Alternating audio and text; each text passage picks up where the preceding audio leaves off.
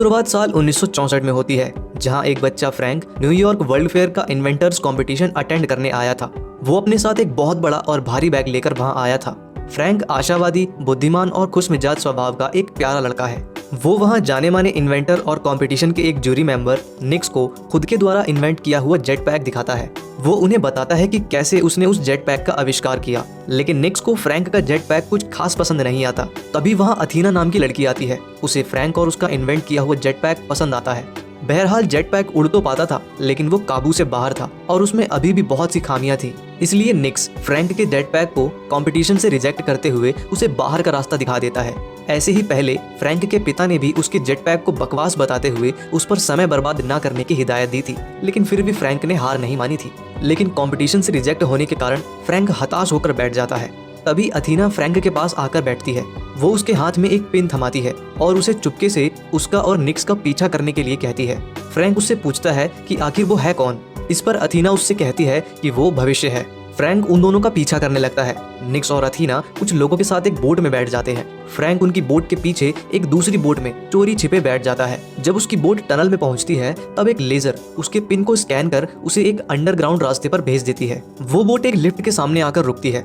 Frank उस lift के अंदर जाता है। उसके अंदर आते ही लिफ्ट के दरवाजे बंद हो जाते हैं और एक वार्निंग सुनाई देती है कि अपना सिर बचाने के लिए जल्दी से हेलमेट पहने। लेकिन छोटे कद की वजह से फ्रैंक हेलमेट तक नहीं पहुंच पाता। फ्रैंक एक पोल से लिपट कर खड़ा हो जाता है। लिफ्ट शुरू हो जाती है और फ्रैंक को लगता है जैसे उसका शरीर दो टुकड़ों में बंट रहा है। अगले ही क्षण में वो खुद को जमीन पर पड़ा पाता है। फिर जैसे ही लिफ्ट का दरवाजा खुलता है, फ्रैंक खुद को एक अलग ही दुनिया में पाता है। जहां वो खड़ा था, वो जगह शायद बादलों के भी ऊपर बनाई गई थी। वो देखता है कि अथीना एक आधुनिक यान में बैठकर कहीं जा रही है। तभी अचानक से बहुत से कंस्ट्रक्शन रोबोट वहां पर आते हैं। वे मिनटों में नए भवन का निर्माण कर रहे थे। उनसे बचने के चक्कर में फ्रैंक अपने जेट पैक सहित वहां से फिसलकर गिर जाता है। जहां वो गिरता है, वहां उसे एक दूसरा रोबोट मिलता है। वो फ्रैंक से उसका जेट पैक छीन के उसे रिपेयर कर उसकी सारी कमियां हटा देता है। तभी वहां दो टेक्नीशियन आ जाते हैं। पकड़े जाने के डर से हड़बड़ाहट में फ्रैंक का पैर अड़ जाता है और वो दोबारा नीचे गिर जाता है। गिरते हुए किसी तरह से वो अपने जेट पैक तक पहुंच जाता है।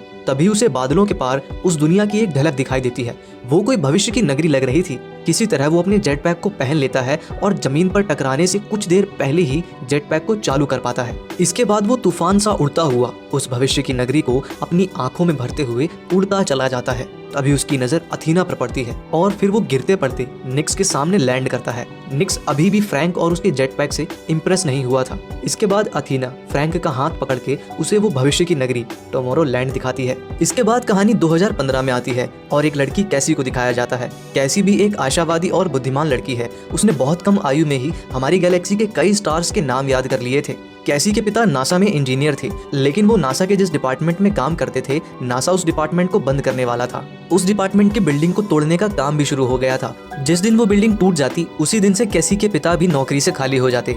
अपने पिता की नौकरी बचाने के लिए कैसी रोज रात को उस साइट पर जाती और उन बिल्डिंग तोड़ने वाली मशीनों को खराब कर देती, जिससे बिल्डिंग का टूटना एक दिन और आगे बढ़ जाता और कैसी के पिता की नौकरी भी एक दिन और बच जाती। हालांकि उसके पिता को उसकी इन करतूतों की कोई जानकारी न थी।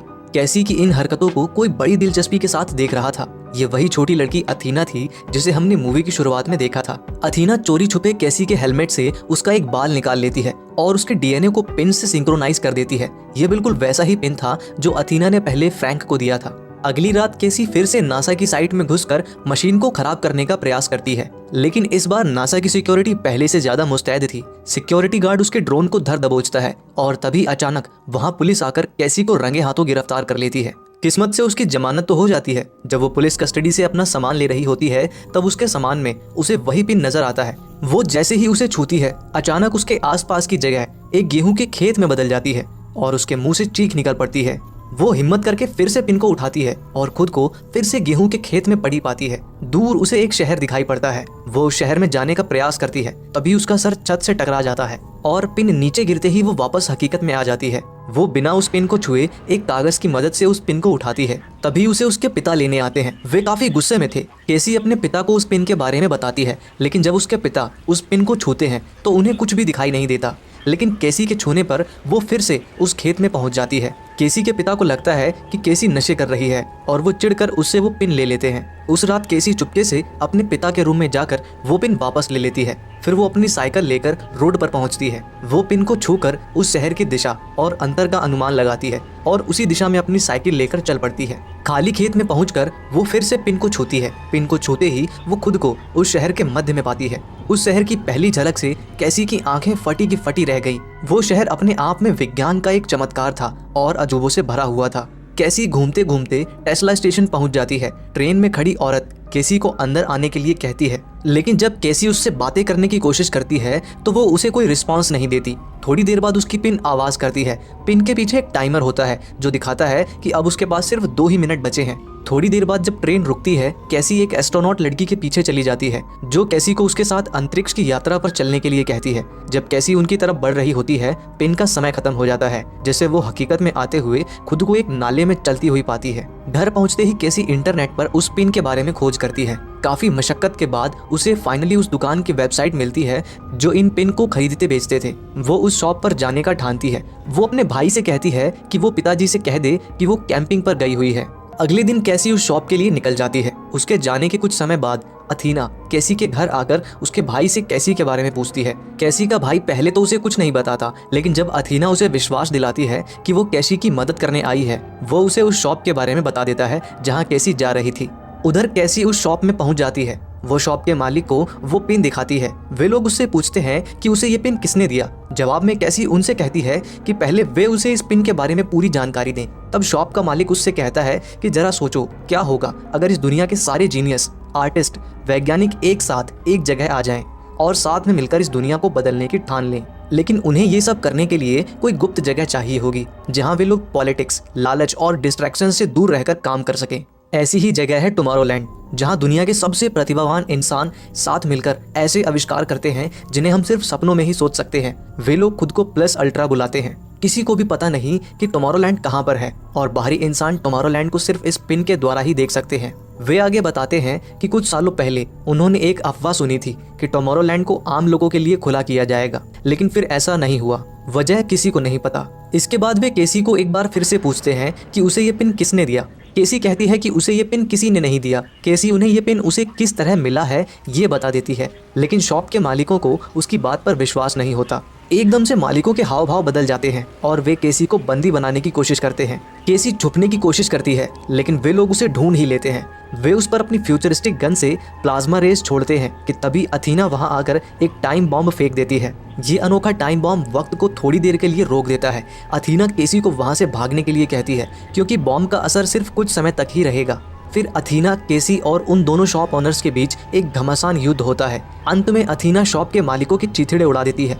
पता चलता है कि वे दोनों तो रोबोट्स थे जो कुछ ही सेकंड्स में सेल्फ डिस्ट्रक्ट होते हुए फट जाते हैं। केसी और अथीना बाल बाल बचते हैं। फिर वे दोनों एक चुराई हुई कार में उस शहर से निकल जाते हैं। शॉप में विस्फोट की खबर पाकर पुलिस वहां तफ्तीश करने आती है। तभी वहां कुछ और रोबोट्स आ जाते हैं और वे पुलिस के साथ साथ शॉप के टुमारोलैंड से जुड़े सारे सबूत मिटा देते हैं। कार में कैसी को पता चलता है कि अथीना खुद एक रोबोट है और उसका काम है टुमारोलैंड के लिए काबिल कैंडिडेट्स को ढूंढना, और उसी ने केसी को वो पिन दी थी। वो केसी को बताती है कि टुमारोलैंड हकीकत में है, लेकिन धीरे धीरे नष्ट होने की कगार पर है और उसे नष्ट होने से बचाने के लिए उसे कैसी की मदद चाहिए। कैसी उसे टुमारोलैंड के पतन का कारण पूछती है। इस पर अथीना जवाब देते हुए कहती है कि वहाँ के वैज्ञानिकों ने कुछ ऐसा बना दिया जिसे नहीं बनाना चाहिए था। इससे ज्यादा वो कैसी को कुछ नहीं बताती। कैसी उससे पूछती है कि अब वे कहाँ जा रहे हैं। अथीना बताती है कि वे उस आदमी के पास जा रहे हैं जो उन्हें टुमारोलैंड ले जा सकता है। उस आदमी का नाम है फ्रैंक वॉकर। थकावट की वजह से केसी की आंख लग जाती है। जब वो जागती है तो खुद को रोड पर पाती है और अथीना कार लेकर भाग रही होती है। कैसी देखती है कि अथीना ने उसे फ्रैंक के घर के बाहर छोड़ा है। फ्रैंक के घर के बाहर उसका सामना एक खूंखार कुत्ते से होता है, लेकिन थोड़ी ही देर में वो समझ जाती है कि ये सिर्फ एक होलोग्राम है। वो दरवाजे पर लगे कैमरे पर पिन दिखाती है और दरवाजा खोलने बोलती है। जवाब में दरवाजे पर एक तेज ब्लास्ट होता है और कैसी पीछे फेंक दी जाती है। दरवाजे से एक आदमी बाहर आता है जो खुद फ्रैंक था। फ्रैंक अब बूढ़ा हो चुका था। फ्रैंक जो बचपन में आशावादी और खुश मिजाज हुआ करता था, उसकी आंखों में अब निराशा के अलावा कुछ नहीं था। फ्रैंक केसी को बिना कुछ पूछे यहाँ से निकल जाने के लिए कहता है। वो उसे बताता है कि पिन को छूने के बाद जो भी तुमने देखा वो सिर्फ एक एडवर्टाइजमेंट थी, जिसे दशकों पहले रिकॉर्ड किया गया था, जब टुमारोलैंड को बाहरी लोगों के लिए खुला किया जाने वाला था। हकीकत में कभी ऐसा नहीं हो पाया। केसी उसे अथीना के बारे में बताती है। अथीना का नाम सुनते ही फ्रैंक और चिढ़ जाता है और केसी को यहाँ से निकलने के लिए कहकर घर के अंदर चला जाता है। लेकिन केसी हार नहीं मानती और फ्रैंक के दरवाजे के सामने बैठी रहती है। उसे फ्रैंक के घर से काफी सारे वायर्स निकलते दिखते हैं। जब वो उन वायर्स का पीछा करती है तो देखती है कि घर के एक तरफ सारे एंटीना लगे हुए थे, वहीं उसे एक ट्रैक्टर खड़ा दिखाई देता है। उसके दिमाग में एक तरकीब आती है, वो उस ट्रैक्टर में आग लगा देती है। जैसे ही फ्रैंक आग बुझाने बाहर आता है, केसी मौके का फायदा उठाकर उसके घर में घुस जाती है और दरवाजा अंदर से लॉक कर देती है। अंदर केसी को एक रिकॉर्डिंग डिवाइस मिलता है जो फ्रैंक का बचपन दिखाता है। उसमें वो अथीना को हंसाने की कोशिश कर रहा था, लेकिन असफल रहा। उस समय उसे पता नहीं था कि अथीना एक रोबोट है। तभी केसी को उस कमरे से कुछ आवाजें आती है। उस कमरे में काफी सारी टीवी स्क्रीन्स लगी हुई थी। उन सारी स्क्रीन्स पर दुनिया भर की सभी समस्याएं दिख रही थी, बढ़ती हुई आबादी, युद्ध, एटॉमिक ब्लास्ट, नैसर्गिक आपत्तियां। वहीं पर एक टाइमर लगा हुआ था जिसमें 59 दिनों से उल्टी गिनती शुरू थी।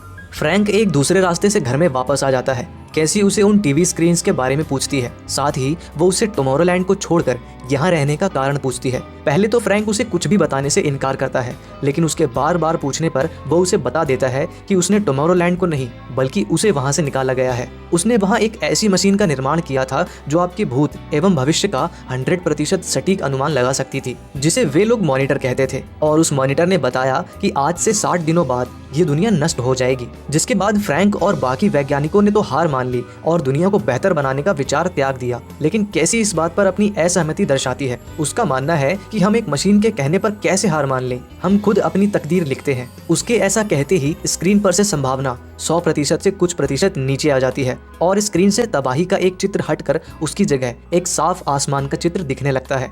दरअसल मॉनिटर किसी भी चीज के भूत भविष्य का अनुमान लगाने के लिए पहले उस चीज से संबंधित सारा डेटा कलेक्ट करता था और उस डेटा के अनुसार वो उस चीज के भूत भविष्य का अनुमान लगाता था। क्योंकि मॉनिटर को पता था कि जो वैज्ञानिक दुनिया को बचा सकते हैं उन सभी ने हार मान ली है। इस वजह से उसने दुनिया के अंत की संभावना 100% बताई थी। लेकिन कैसी के आशावादी विचारों से ये संभावना कुछ प्रतिशत कम हो गई थी। ये देखकर फ्रैंक हैरान हो जाता है। तभी वो देखता है कि कुछ रोबोट्स उसके घर के सामने खड़े हैं। वे केसी को उन्हें सौंपने के लिए कहते हैं और ऐसा ना करने पर वे उसे भी मारने की धमकी देते हैं। लेकिन फ्रैंक ऐसी विपदा के लिए पहले से ही तैयार था। उसने पहले से ही सारे घर में बहुत सारे ट्रैप्स लगा रखे थे। वे सभी रोबोट्स को खत्म करते हैं और बाथरूम में बनाए एस्केप पॉड की मदद से घर के बाहर एक तालाब में लैंड करते हैं और घर विस्फोट में उड़ जाता है।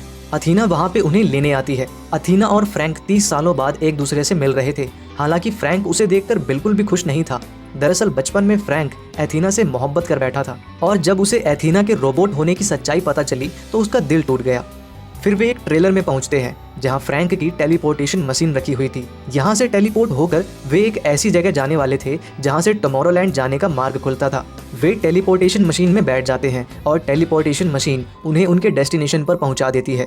वहां पहुंचने पर कैसी हैरान रह जाती है। वो जगह कुछ और नहीं बल्कि आईफिल टावर था। एक गार्ड को बेहोश करने के बाद वे तीनों एक रूम में पहुंचते हैं जहां विश्व के प्रसिद्ध आविष्कारक टेस्ला, एडिसन, जूल्स और गुस्ताव आईफिल के पुतले रखे हुए थे। फ्रैंक उन्हें बताता है कि इन्हीं चारों ने अल्ट्रा प्लस का गठन किया था। यही चारों टुमारोलैंड के संस्थापक हैं। फ्रैंक आगे बताता है कि आईफिल टावर कोई स्मारक नहीं बल्कि एक बहुत बड़ा एंटीना है जिसे गुस्ताव आईफिल ने टेस्ला के कहने पर बनाया था। टेस्ला आईफिल टावर के सारे फ्रीक्वेंसीज की जांच करना चाहते थे जिसमें दूसरे डायमेंशंस की फ्रीक्वेंसी भी शामिल थी। ऐसे ही उन्होंने एक दूसरे डायमेंशन की फ्रीक्वेंसी पकड़ी और उस डायमेंशन में उन्होंने टुमारोलैंड का निर्माण किया। इन चारों ने आईफिल टावर में एक गुप्त मार्ग बनाया था जो टुमारोलैंड तक जाता था। फिर फ्रैंक अपने साथ लाए एडिसन ट्यूब को एक ग्रामोफोन में लगाकर उसे चालू करता है जिससे टावर के सतह से एक रॉकेट उभरता है और फिर वो उसमें बैठकर टुमारोलैंड की ओर निकल पड़ते हैं। पहले उनका स्पेसशिप अंतरिक्ष में जाता है, फिर वापस पृथ्वी की ओर तेज गति से लौटता है और इस डायमेंशन को फाड़ते हुए टुमारोलैंड डायमेंशन में पहुंच जाता है। आखिरकार वे लोग टुमारोलैंड पहुंच जाते हैं और केसी पहली बार टुमारोलैंड में अपने कदम रखती है। लेकिन जैसे उसने टुमारोलैंड की कल्पना की थी, टुमारोलैंड इसके बिल्कुल विपरीत एक निर्जन और निराश जगह दिख रही थी। इतने सालों में टुमारोलैंड बहुत बदल गया था। तभी वे लोग टुमारोलैंड के सुरक्षा बेड़े को उनकी ओर आता देखते हैं। फ्रैंक अथीना को एक बहुत शक्तिशाली बम छुपाने के लिए देता है जिसे वो अपनी सुरक्षा के लिए लेकर आया था। सुरक्षा बेड़े के साथ आया निक्स उनका स्वागत करता है, जो अब उस शहर का गवर्नर बन चुका था। फ्रैंक निक्स को बताता है कि कैसी दुनिया का भविष्य बदल सकती है। निक्स उन्हें मॉनिटर के अंदर ले जाता है जहां से भूत भविष्य की घटनाओं को देखा जा सकता था। कैसी भविष्य देखती है जहां हर तरफ तबाही और लाचारी है और दुनिया खत्म होने के कगार पर है। दूसरे डायमेंशन में होने की वजह से टुमारोलैंड इस तबाही से सुरक्षित था। इस तबाही से पृथ्वीवासियों को बचाने के लिए कैसी निक्स से पृथ्वीवासियों को टुमारोलैंड में पनाह देने की गुजारिश करती है, लेकिन वो नहीं मानता और इस तबाही के लिए पृथ्वीवासियों को ही जिम्मेदार मानता है। लेकिन कैसी अभी भी अपनी बात पर अडिग थी कि उन्हें हार नहीं माननी चाहिए और इस तबाही को रोकने के लिए कुछ करना चाहिए। उसके इतना कहते ही कुछ क्षणों के लिए मॉनिटर पर तबाही की जगह एक सुंदर भविष्य का चित्र आ जाता है। ये देख फ्रैंक निक्स को समझाने की कोशिश करता है, लेकिन निक्स उसे बेहोश कर देता है। फ्रैंक के होश आने पर अथीना उसे बताती है कि शायद निक्स ने दुनिया की तबाही को लेकर अपना मन बना लिया है। केसी भी वहीं रुआसी होकर बैठ जाती है। तभी उसके दिमाग में एक विचार आता है कि हो सकता है मॉनिटर भविष्य का अनुमान लगाने के साथ साथ उस अनुमान को लोगों के दिमाग में ब्रॉडकास्ट भी करता हो, क्योंकि मॉनिटर के सिग्नल इतने स्ट्रॉन्ग हैं कि इंसानी दिमाग भी उन सिग्नल को रेडियो की तरह पकड़ लेगा, जिस वजह से लोगों के दिमाग में तबाही के विचार आते होंगे। उदाहरण के लिए अगर मॉनिटर ने अनुमान लगाया कि दुनिया की तबाही एटम बॉम्ब से होगी और इस अनुमान को मॉनिटर ने लोगों के दिमाग में ब्रॉडकास्ट कर दिया, तो एक तरह से मॉनिटर लोगों के दिमाग में ये आइडिया डाल रहा है जिस पर लोग अनजाने में काम कर रहे हैं और अपनी तबाही की तरफ बढ़ रहे हैं। इसका मतलब अगर वे मॉनिटर को बंद कर देते हैं तो ये तबाही टल सकती है। इस जानकारी को निक्स को बताने तीनों उसके पास जाते हैं। निक्स उन्हें उनकी दुनिया में वापस भेजने की तैयारी कर रहा होता है। वे तीनों निक्स को मॉनिटर को बंद करने की गुजारिश करते हैं, लेकिन निक्स साफ इनकार कर देता है। यहाँ तीनों को पता चलता है कि निक्स ही मॉनिटर के द्वारा लोगों के दिमाग में तबाही के विचार डाल रहा था। निक्स बताता है कि जब मॉनिटर ने दुनिया के तबाही की भविष्यवाणी की, तब निक्स ने इस भविष्यवाणी को सीधे लोगों के दिमाग में डालना शुरू किया ताकि लोग डर कर इस तबाही को रोकने के लिए कुछ कदम उठाएं।